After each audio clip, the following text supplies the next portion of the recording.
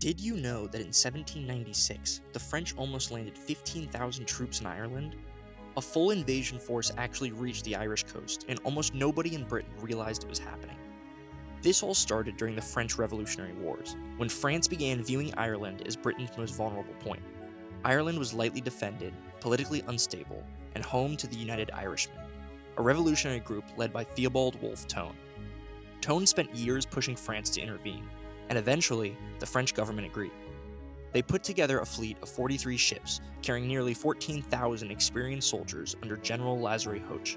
The plan was to land at Bantry Bay, help trigger an uprising across the island, and force Britain into a major strategic crisis. What makes this story remarkable is that the French actually made it to Ireland. The entire fleet slipped past the Royal Navy without being detected. When the ships arrived at Bantry Bay, local Irish pilots boarded them, assuming they were British, and accidentally confirmed that there were no British forces waiting for them. The French were essentially free to land.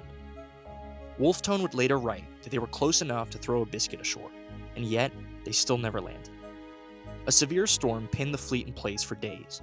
Boats could not launch, the ships collided in the fog.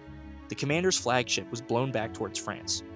The force slowly fell apart while sitting a few hundred meters from the coastline they were supposed to reach. By the time the weather cleared, the fleet was scattered, damaged, and missing its leadership. The remaining ships had no realistic way to land the troops, and the order was given to abandon the mission and return to France. British officers later admitted that if even a few thousand French troops had made it ashore, Ireland's defenses were so weak they would not have been able to stop them. The reality that a French army had reached Bantry Bay undetected shocked the British government and exposed how unprepared the country actually was. This failed invasion changed the political atmosphere completely. It encouraged Irish revolutionaries who now believed that foreign military support was possible, and it contributed to the momentum leading into the 1798 rebellion. It also pushed Britain to tighten its control over Ireland, eventually resulting in the Act of Union in 1800. So, in 1796, Ireland came very close to witnessing a French-led revolution. The only thing that stopped it was the weather.